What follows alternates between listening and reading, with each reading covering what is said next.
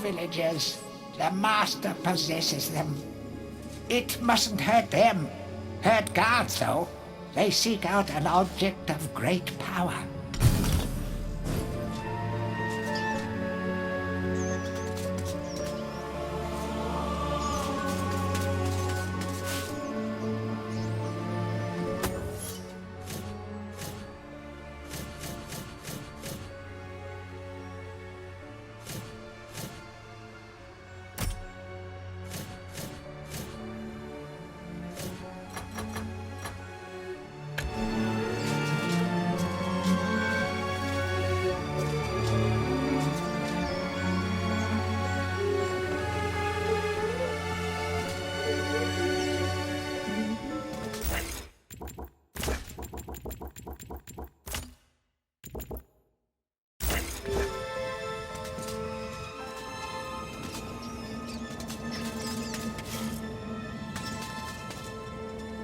A crucifix once stood here, but the mayor took it. Find a replacement and see how the church should really look.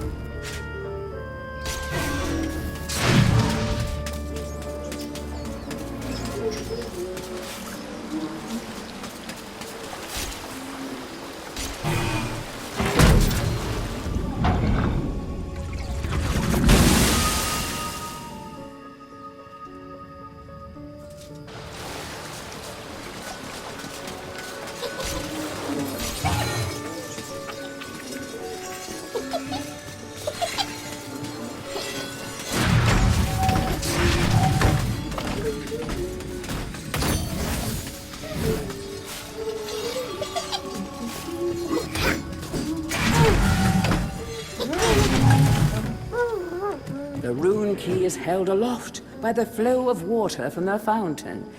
You may have to wait for the next drought.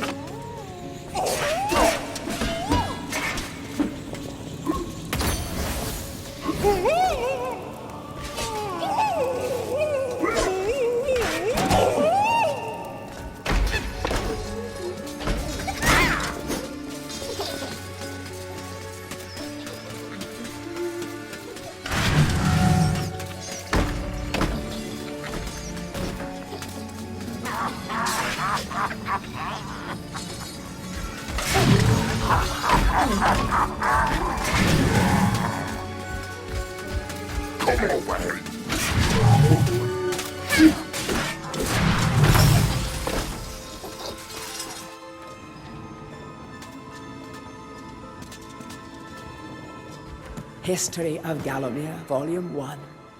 During the dark time that was Gallowmere's not too distant past, it was King Peregrine who thwarted Zarok the Necromancer and his plan to enslave the land. Zarok, once the king's mage, had fallen out of favor with the ruler for conducting outlandish experiments on the bodies of the dead. It was said that deep within Peregrine Castle, the dead were restless.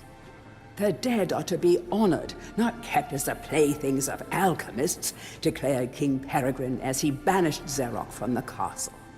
All of Zarok's living dead were routed out and destroyed.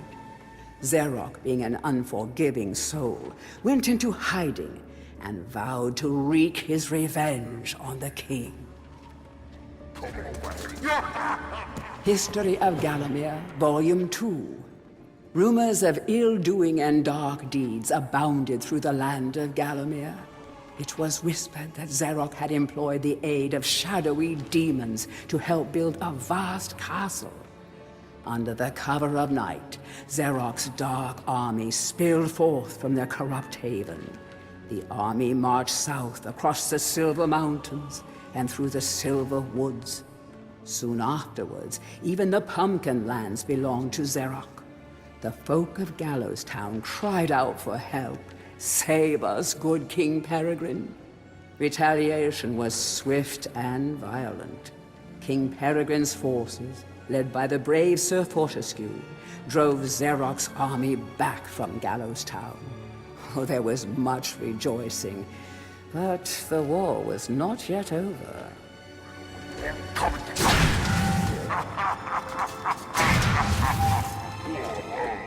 History of Gallowmere, Volume 3.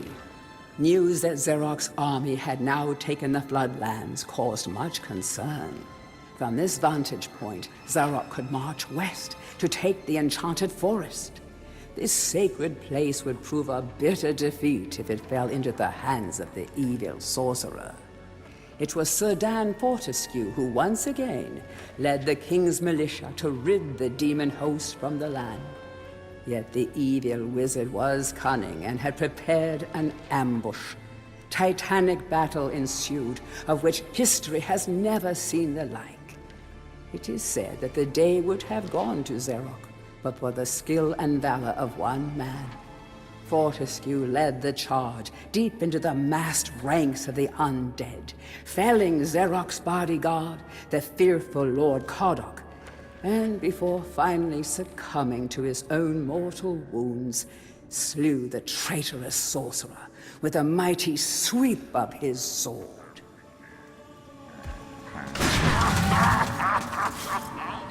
History of Gallowmere, Volume 4.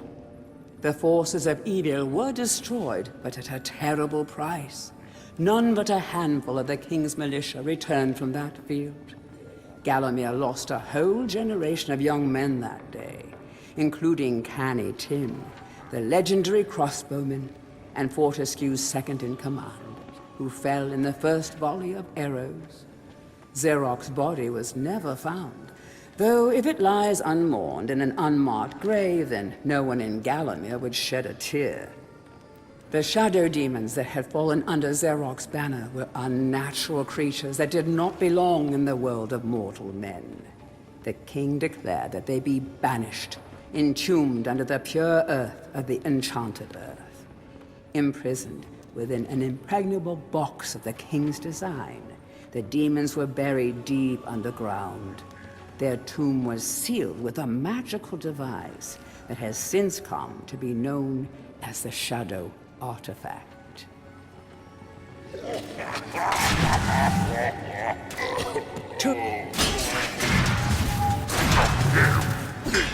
Tourist's Guide to Gallowmere, Part 1.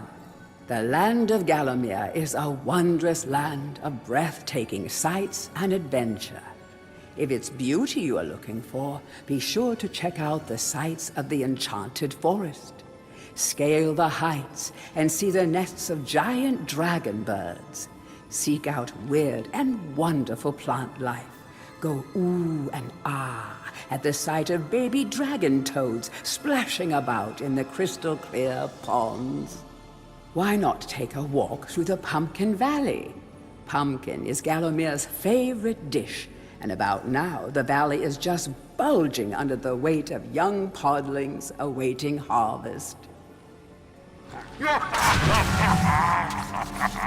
Tourist's Guide to Gallowmere, Part 2. If it's mystery you're looking for, then the seasoned adventurer should travel to the ruins of King Peregrine's castle. Yes, this is the fortress from which the fabled King Peregrine once hailed. It is said that the king's crown was lost in the dungeons below the castle, and that the ghost of the regent himself now haunts these cold stone passageways.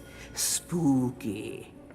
Why not take the swamps and seek out the mythical town of Mellowmead?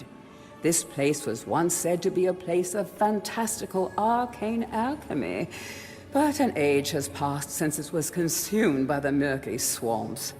Perhaps great treasure awaits any adventurer that can locate its watery resting place. Heroes from History, a retrospective. Chapter 1.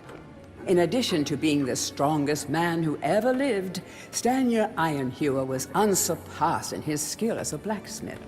He was equally happy pounding on his anvil at home as he was pounding on someone's head in battle. It was said that his only fear was the end of the village smithy as the focus of manufacture in favor of more centralized units. As if.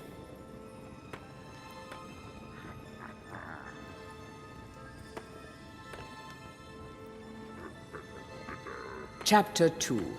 Born a humble peasant to one of the nomadic tribes from the Eastlands, Bloodmanoth Skullcleaver gathered an army of horsemen and swept over half the civilized...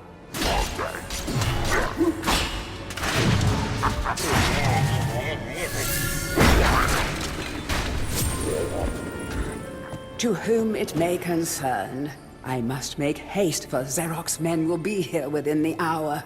I have taken the crucifix from the church. It is the key to a key. I used the cross to make the attached cast. Then I had it destroyed. It is my hope that this cast falls into the hands of a just and good hero. Signed, the town mayor.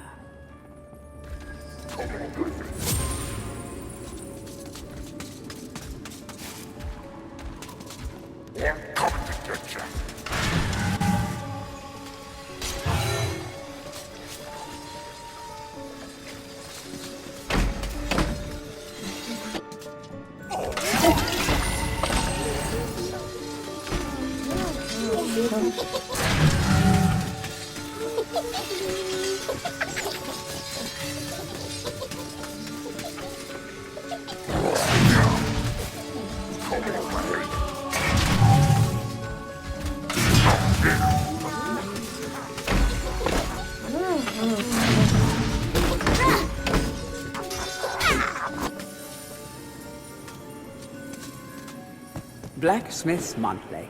Old Man Willie Green of Gallowstown was awarded Smithy of the Season by our readers. His outstanding casts have produced many intricate and hard-wearing iron goods and sculptures. Willie only uses the finest of metals in his work, and is particularly noted for his magnificent busts. Old Man Willie was quoted as saying, "Aye, when I get pumping on me bellows, there's no stopping me. It's all in the rhythm, up and down, up and down. I've always been inspired by the stories of Daniel Ironhewer, the greatest smithy there ever was."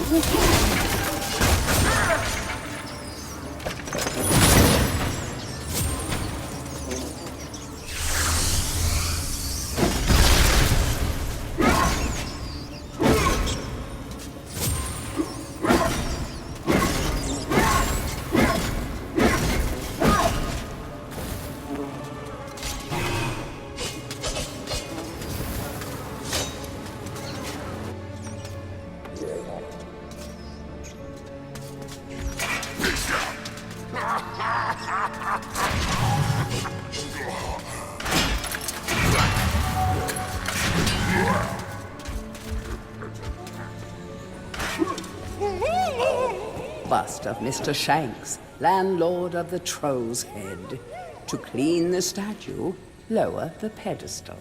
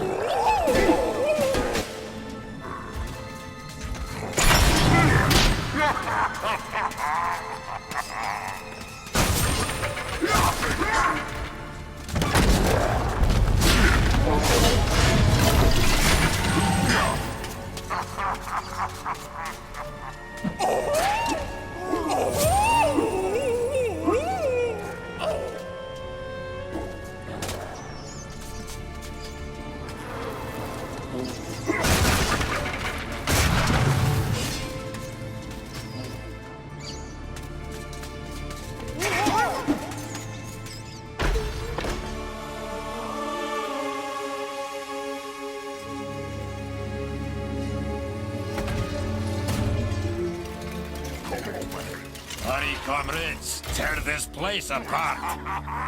If we don't find the shadow artifact, Lord Zarok will have us mocking out the demons for the next millennium.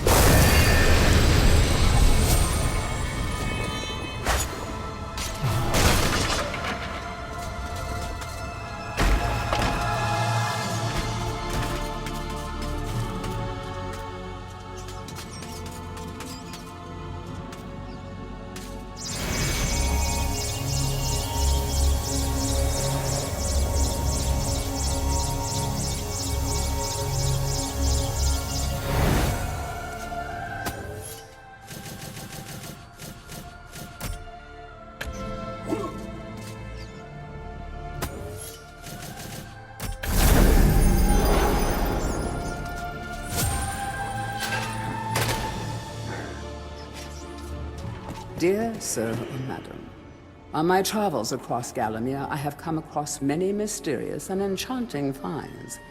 However, that which filled me with deepest dread was discovery of the tomb of the shadow demons. The key to their dank prison The mysterious shadow artifact is now in my possession. Yours fearfully, the town mayor.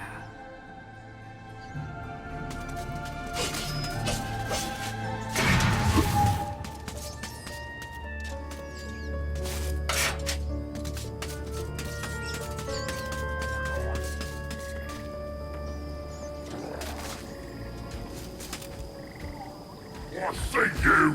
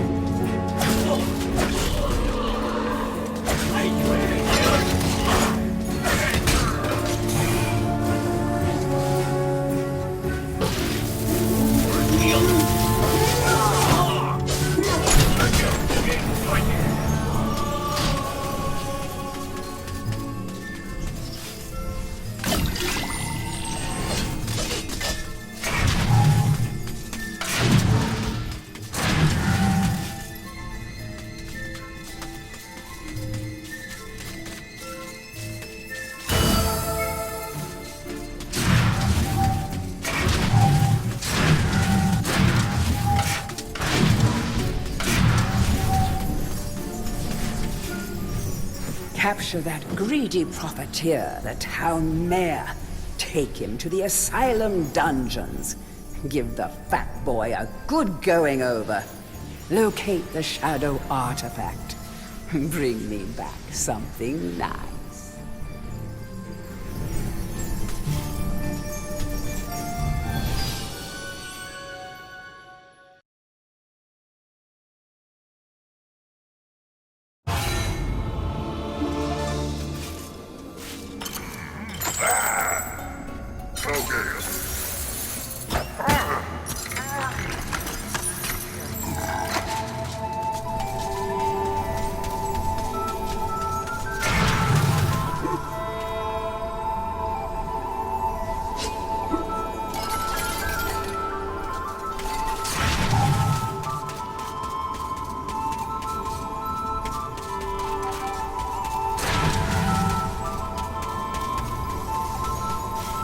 Look at you running around in your bones, Fortesque. You're so nouveau dead. I, Ravenhooves, last prince of the centaurs, have not galloped the earth in over 10,000 years. Do yourself a favor, Fortesque. Take my longbow, more powerful than a crossbow. The option of flaming arrows, it is truly the weapon of noblemen. Congratulations! You don't quite have my breeding, Mr. Johnny-come-lately, but there's hope for you yet.